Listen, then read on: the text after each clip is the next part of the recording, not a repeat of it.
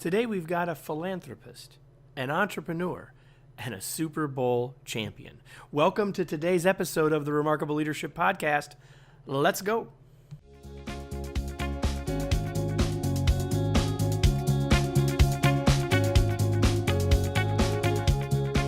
Welcome to the Remarkable Leadership Podcast.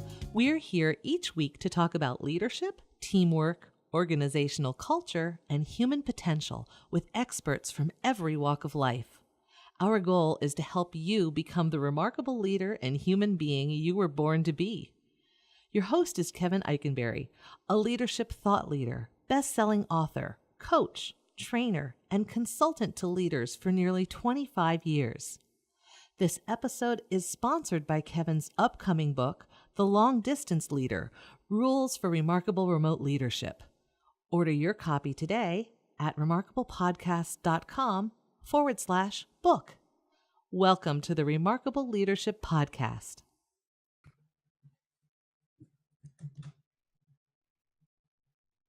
Welcome, everybody, to the 97th episode of the Remarkable Leadership Podcast. Our guest today is Gary Brackett. Gary Brackett, let me just tell you about Gary, and then we'll dive in, all right? So Gary rose to national fame when he played for the Indianapolis Colts for 9 seasons. Those of you that know that I am in Indianapolis as well, so we're excited to have Gary. He was an undrafted free agent from Rutgers, where he was most noted, and he was most noted for winning Super Bowl, 46, right? Yes, sir. Over the Bears in the rain in Florida. After retirement from the NFL, he went back to school, got his master's degree, MBA from George Washington University, and got into the restaurant business. He's now the owner of the Stacked Pickle restaurant franchise and launched the Brackett Restaurant Group. We'll talk more about that. The Stacked Pickle has become Indianapolis' favorite neighborhood restaurant and sports bar. 10 locations as we speak. More to come. He's written a book called Winning. We'll talk about that. So we've got entrepreneur, leader, football star, Gary Brackett. Gary, welcome. Glad to have you here. Yeah, thanks for having me, man. I'm excited. We've been at this. We've been trying to do this for a while. We finally got it put together, and so we're excited to have you. So I'm going to start with this question that people that are listening might wonder, like, as a former player, you're a busy guy, but how much football do you watch? Not a lot. So I got 3 kids, right? So husband, father also, right? So I typically coach my kids in either soccer or basketball on one of the 3.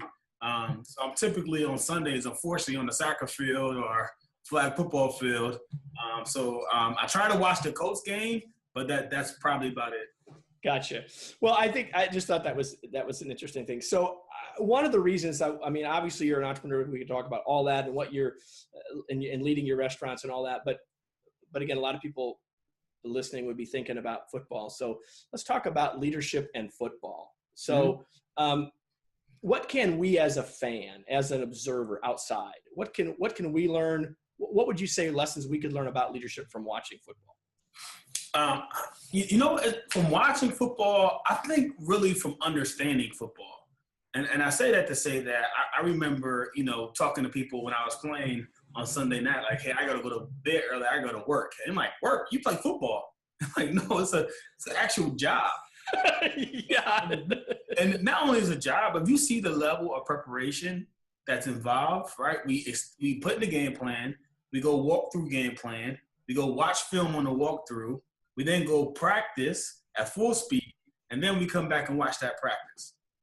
Right. So you're talking about consistency, repetitions, things like that in business. And I try to bring some of that same philosophy over into my world. So it's more of a business than people, led on to.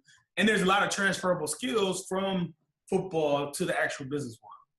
So you had, I think as a person who does lots of training in working with leaders around the world, and I'm always careful about how much you want to use a sports metaphor, right? Because you got some people that aren't sports fans and all that stuff. And yet there are lots of people who watch sports who think about, if I'm in a workshop and I talk about the word coaching, a lot of people's their head goes to a coach they've watched in a sport or a coach that they've had in a sport.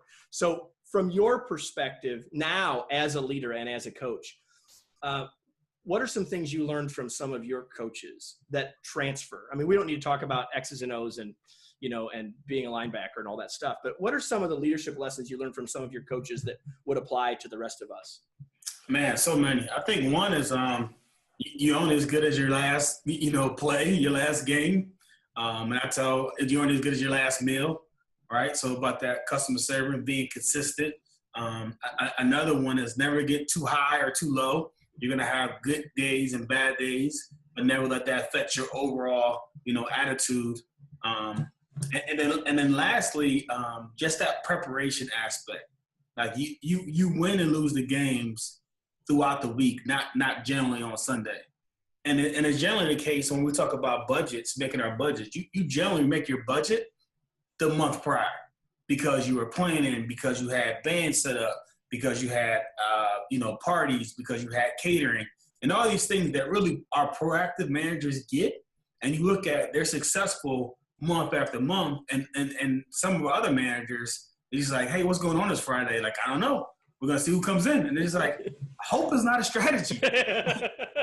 you can actually plan something and, like, encourage people to come visit us. So we're just trying to break that down and encourage people to kind of get on that wavelength. When you walked on the field, this is a statement / question. When you walked on the field, there weren't surprises. You knew what you were going to do. You had a plan, you'd prepared, all that was done. So it's not Thursday, go, oh, we got to have a band tomorrow, hair on fire, like we're ready.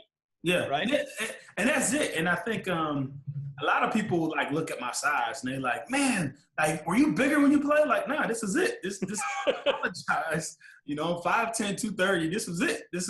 And I think where I excelled is I played the game from the neck up, similar to how I do in life. Everything is a chess match to me. Everything is from the neck up. And I feel like I'm willing to put in the work, the research, the sacrifice to achieve at a high level. And not everyone's willing to do that. Not everyone's ready to read, to learn, to train, to be taught, to make an investment in themselves. But that's all required in order for you to continue to grow and succeed in life. So one of the things that, and this may not be true, but the phrase that I hear in sports all the time now, I first heard from your teams with Tony Dungy, which was next man up. Like everybody says that now. And I think that he said it first. At least that's the first time I ever remember hearing it. It was like his mantra, your team's mantra, right? Whoever goes down, whoever's next, they're up. And now you hear it everywhere. I don't know if you've noticed that, but like everybody says it now. Yeah, no, that's the buzzword now, right? At next man up. But it's real. I mean, our coach would always tell us, you're ankle sprain away from being a starter, right? So the goal was for to prepare as you're going to be the starter. And I always tell, because of the 10 stores, the managers, assistant managers, I always tell my assistant managers, if you want to be a general manager, like I'm not going to wait till you actually give you the title for me to see that you're able to do general manager duties. Like if you want to be a general manager, start doing general manager duties now, prove that it can be done, and then I feel confident enough to then give you the position. So I think so many people want the job title before they actually put in the work. Yeah. Right. Then I'll do it. Put me in, coach. Then I'll show you. Right. Put director in front of my name, and then I'll lead the team. It's like, why do you need a title? Yeah. And it's just amazing that some people kind of think like that. And for me, I never needed a title.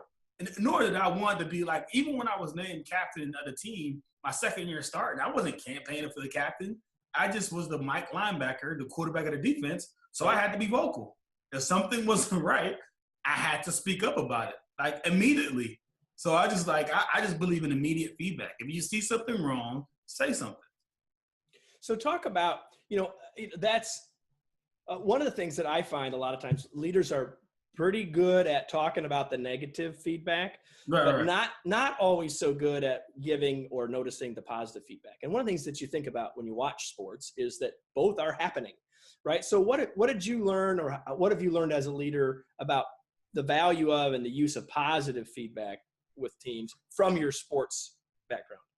Yeah, so it's interesting, right? Because I get the Phil Jackson coaching mentality in terms of you don't treat your players the same. You treat everyone fairly, right? Yeah. Fair and equal is not the same. Not the same, yep. Right? And I treat people fairly, right? Depending on our relationship, depending on your work ethic, depending on what I get out of you, is a conversation we're going to have. But typically when I approach bad conversations, I try to like sandwich it, right? Hey, this is what you're doing good at. This is where I really need you to work on. And I'm going to repeat again, this is another positive, right? So kind of reinforce what they're doing well, what I would like them to improve upon, and then finishing with another attaboy, so they don't feel like, I'm putting them down. And that varies per conversation, right? Yeah. There's not a cookie cutter form like every conversation. No, some conversations is all negative. You did something bad. Do not do that again. And some conversations, conversely, are all positive. Exactly. Yeah. Right? My comment always is, if you want to look at a ratio of positive to negative, it's not about every time. It's about over time. Right? Over time, hopefully we got more positive than negative, but not every time. Because right now we got to talk about the meal that just got messed up or whatever it might be. Yeah, that's exactly right. So, and I think people view me as fair. It's just like, because a lot of times, I'll give you a case in point. So typically in our industry, especially the corporate stores, if someone serves someone underage, they're immediately terminated, right? Usually no questions asked. But then I would ask those same people, if that guy came into your restaurant and was just terminated from Applebee's and was a great employee, are you going to hire him? Absolutely.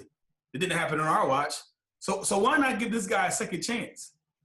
Why not demote him, give him a week off, talk to him about, he would never make that mistake again, or she. Yeah. So why now we're going to give one of our best employees because they made a mistake? We're in the room.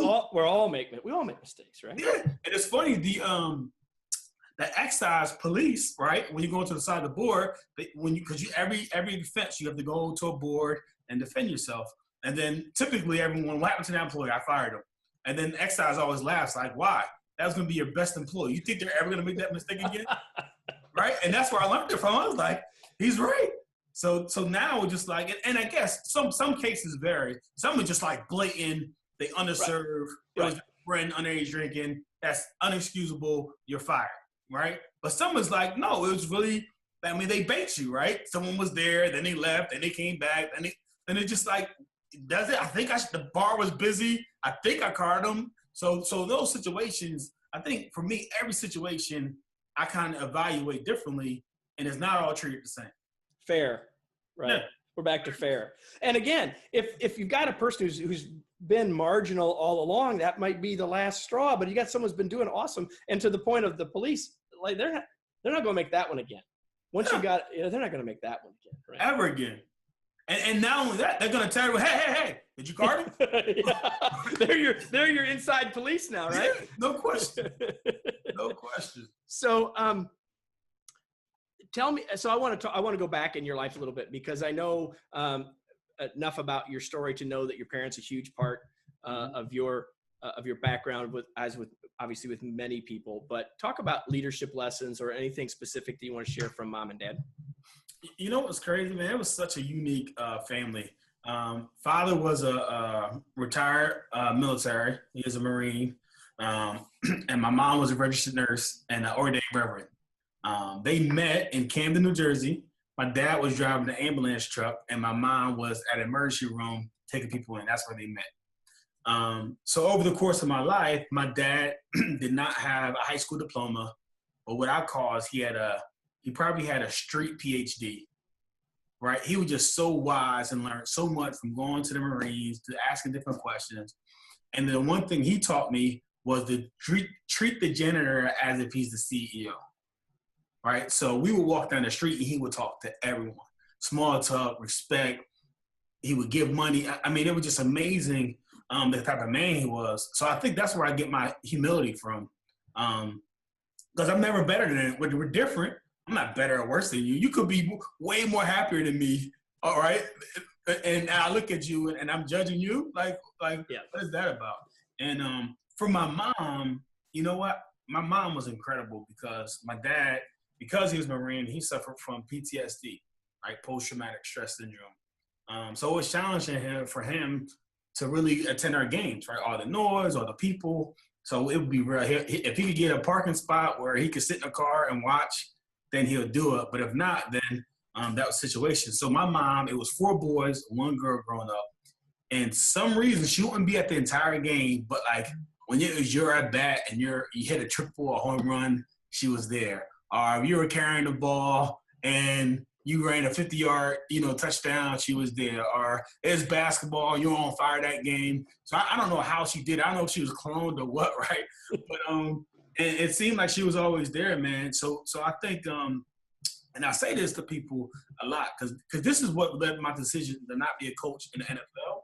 And I think Coach Caldwell taught us this, and he said, sometimes your best ability is your availability, right? Sometimes your best ability is your availability. And because my mom was so available all the time, it really resonated with me that when I think about my childhood, I had a parent that was always in my life. Yep. And so you felt like your coaching, maybe that wasn't going to work so well for you as a parent? Yeah, I've seen it, right? I saw the unfortunate situation that happened to Coach Dungy and his son. I saw the and Andy Reid and his son. I seen like time and time again, like coaches like going up there at 6 o'clock, not leaving to 8, sleeping in the office. So it's a grind. And I get it in the NFL. It's only for, 30, 40 weeks out the year, and then you get the other time off. But I just always imagined like being more active in my kid's life. Because you hear parents like, oh man, when they turn 15, I'm gonna be there coaching them. I'm like, no, they're 5 right now. We can actually like start now. Yeah. You actually don't have to wait. You don't have to wait. And they're going to be way more open to your coaching if you start now than if you wait till you're 15 too. Right? Yeah, for sure. Yep. So you've got a lot of stuff going on, Gary. You've got the restaurant, the Stacked Pickle stuff. We talked about that some. You've got a foundation. Tell us a little bit about the Impact Foundation. Yeah, so the Impact Foundation, and the book kind of touched on this a little bit. I started at a time, man, when my life really got rocked, right? During my first year in the NFL, my father passed away from complications to a heart condition. That was about October. In February, my mom went in for routine surgery, and she passed on the operating table. And then my brother was diagnosed with cancer, and a year later from my mom, he passed away. During the process, I was his bone marrow donor, and I learned so much of just about cancer and the disease. And before he was ever diagnosed, like I hear cancer, it was just a bad word to me. It's like I never understood it. I didn't know anybody who had cancer, so it wasn't really in my realm of understanding. But when I went to the hospital to give him his bone marrow transplant, I saw how it affected so many different people. And unfortunately, so many times children bear it the worst, because sometimes it was single mom, one child had cancer, and she lived 3 hours away from the hospital. So sometimes that one child was in the hospital by himself, and mom had to go tend to the rest of the kids. Right. And I saw that, and I always said that if I ever could impact, influence someone, it could be that situation, critically and chronically ill children. So after my brother passed in 2007, after the Super Bowl, I was awarded a contract. So I started a foundation, Gary Brackett's Impact Foundation. So we do a lot with critically and chronically ill children. Because of now my restaurant endeavors, I have another arm for disadvantaged youth, what's called Impact Ready, where we speak at conferences to get people ready to enter into the workforce. And then Impact Works, we actually give scholarships to children throughout the year to work inside of our restaurants, because 12% of our nation's population works in the hospitality industry. So trying to expose them to that at an early age as a bona fide income for if they're pursuing their education in college, you can work as a waitress with limited hours and still make pretty good money. Absolutely. So I mentioned the book earlier, and you just hit on it again, but you've got something pretty cool that as we're talking today, it's sort of brand new. By the time this comes out, it'll be out a little bit. Talk about the new thing that's going on that's connected to the book. This is pretty cool. Awesome. Yep. So bracketthefilm.com is where you can find a trailer that actually turned the book into a movie. So I'm the executive producer. And it's funny because, I always begin with the end in mind, right? Stephen Covey's 7 Habits of Highly Effective People. Yep. The end when I wrote the book was possibly making it to a movie. But in my mind, I was going to be Rudy. I was going to be 60 years old.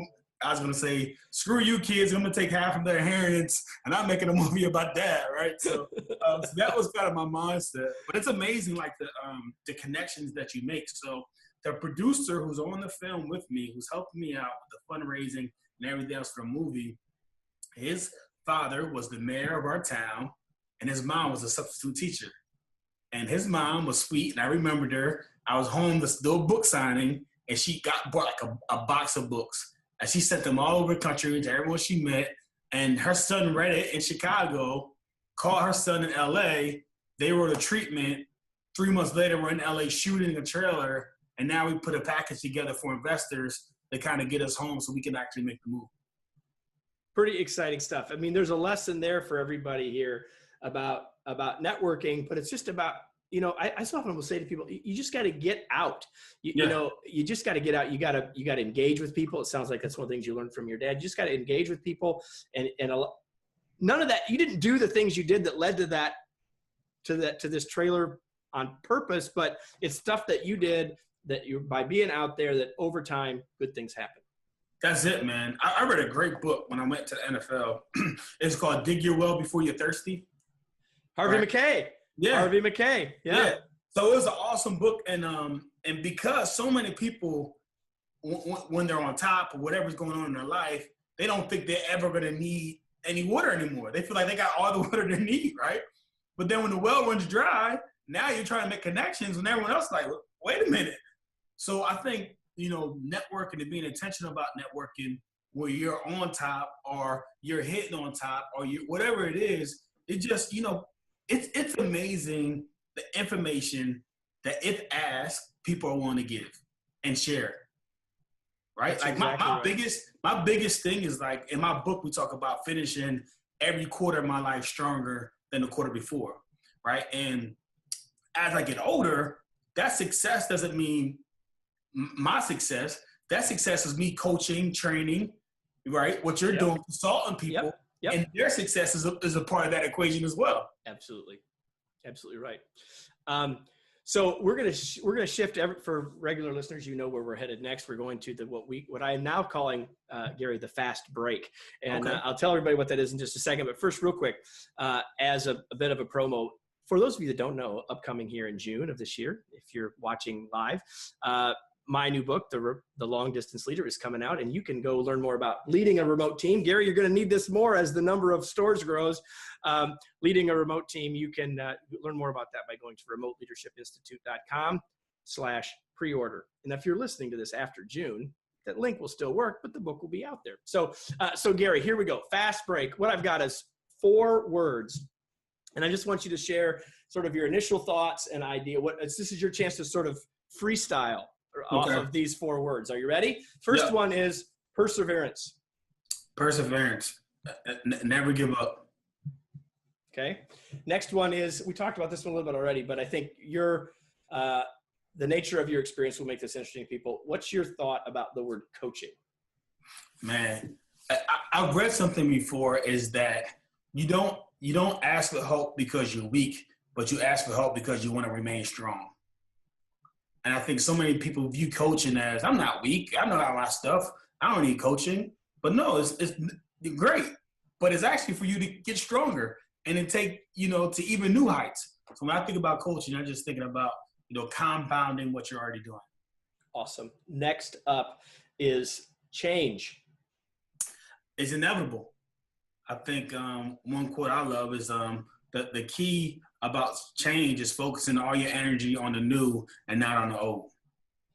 So before I give the last word, everybody, I have to tell you that I am not on Instagram very much. You can follow me on Instagram, but Gary is. And if you notice, he's giving you quotes. And if you love that, you need to follow Gary on Instagram. I guarantee you, because he's the best follow I've got on Instagram if you want to be inspired every day by stuff like that. So I hadn't even thought to mention that till right there. Yeah. Every morning I post an emotion and a quote, and it's called Rule of the Day. And I think I'm going to change it because I'm starting a podcast called Success Leaves Clues. So you could definitely find that. But the reason is it was like my first year doing it, month 3. So maybe 3 likes, 4 likes, but I don't care. I don't know how many followers I had at the time, but I'm just doing it for me. Like, I think Zig Ziglar was like, motivation is just not a one-time thing. Neither is bathing. That's why we recommend it daily. Yeah, exactly. So that's why I kind of every morning with something kind of get my day started. And I'm just posting. And that quote that I just gave you, we ask for help, not because we're weak, because we want to remain strong. Someone pulled me aside, was like, man, I just want to thank you. I was like, thank me for what, man? We're just joking around, ex-NFL players. He was like, I was going to commit suicide the morning I read your post about asking for help because you want to remain strong. He's like, I wrote the suicide letter, and after I read your post, I put down the weapon, and I called for help. And I gave him the biggest hug, talked to him. And the thing is, sometimes we do stuff, and we don't know who's watching. Yeah. And so many people get caught up in the likes and the shares and everything else. But for me, it was like that power of one. Can I change one person's life? And if I do, then it's a success. Yeah, and I want to say something to everybody. I'm not going to do my last word there because that's worth ending for this section on that. But for anyone listening, you may think, well, that's easy because he's Gary Brackett and he won a Super Bowl championship and all that stuff. But that's not, it doesn't matter who we are. Yeah. All that's true for all of us. And that doesn't mean you're saying or I'm saying that you need to go and get an Instagram and put out a quote every day. But the thing is, people are watching us and we have a much bigger impact. I mean, it's a wonderful life, right? I mean, it's the point of that movie, and it's true for everybody. And so I appreciate you sharing that with everybody. So you got all the stuff that you're doing, Gary, restaurants, foundations, movies. Yeah. What do you do for fun? What do I do for fun? Probably my guilty pleasure is cigars. So I like cigars and a little bit of bourbon. Being in the restaurant industry, I get my fair share of taste testing. So I call it market research. There you go. So I enjoy that. But for really just kicking back with my family, man. My beautiful wife is a physician. So going through the process with her, we like vacationing, going on the beach, enjoying life, man. But I'm very active. Like I want to be out doing stuff, running, working out, sightseeing. So that's kind of what I enjoy. Awesome. And you've mentioned several authors. You've mentioned 2 or 3 books already. What's something that you've read recently or something you'd recommend that folks would read? They're listening to us. You know what's funny? It's like the whole breaking down like the Mask of Millennium by Lewis Howell. But it's the whole so a guy listened to a girl to get like knowledge, but always struck me as like a little strange, right? Like what can a girl teach me about being a But I read Mel Robbins, I think 5-second book, and it was about her initiative about she was depressed and she would struggle in bed, and every morning she would hit the snooze button. So then the night before she went to bed, she saw the liftoff of a shuttle, and the countdown 5, 4, 3, and then it exploded. So she said, you know what? Tomorrow, that's what I'm gonna do. I'm a 5, 4, 3, 2, 1, and when my alarm clock goes off, I'm gonna get out of bed. And she did it. And every day after that, she does the 5, 4, 3, 2, 1, and then she makes a decision. And then she breaks down the science behind the decision and about our brain protecting us and shutting us down from decisions. Like I want to talk to that girl. I want to ask for a raise. Or I want to ask for this, ask for that. And sometimes our brain kills the idea. Don't do it. It's not a good idea. But if you learn how to 5, 4, 3, 2, 1 and jump and make that decision, it'll change your life. Awesome. Thank you for that. So the last question I've got for you, Gary, is, and we've mentioned several things, but where can people learn more about the franchises, the foundation? Give us some links so people can go check out more. Yeah. So GaryBrackett.org is my franchising page. There's information on there about, partnering or helping out there. Brackett.film is the website for the movie. So keep you up to date about all that. So very excited about that. And then lastly, if you think you have what it takes to be a franchise owner, buildthepickle.com, where our motto is you're not going to business by yourself or for yourself, but not by yourself, because we're going to be there every step of the way, holding your hand. And like I said, my goal is to help you be successful. Buildthepickle.com, everybody. So Gary, thanks so much for being here. It's a total pleasure to have had you. We worked a while to make it happen. I'm glad we were able to do it. Likewise. So the question I have for all of you, most important question of the whole day is now what? So 25, 30 minutes of conversation from Gary and I, but what action are you going to take from what you heard here? What is something that you heard him say that inspires you that you want to take action on? What idea can you take back to your team about how you coach, how you give feedback, how you lead your team? Think about that because, hopefully this was enjoyable for you to listen to, but at the end of the day, we both want you to take action so that you make something happen. So if you don't do that, nothing's going to change. So again, Gary, thanks so much for being here. It was an absolute pleasure to have you. Thanks for having me on. All right. So everybody, we'd love to have you join in this conversation. Let us know who you want us to talk to. We'll try to get them on. If you got suggestions, we want to hear them. Anything that you want to know about this podcast, any way you want to help, all you do is join the Facebook group, the Remarkable Facebook group. Just go to remarkablepodcast.com/Facebook. You can do that. And we're here every week. And now we're here twice a week, once a week at a conversation like this, and once a week with about 7 or 8 minutes just with Kevin. So you ought to be joining us so you can join us every week. We'll talk to you all soon. Until then, have a great day.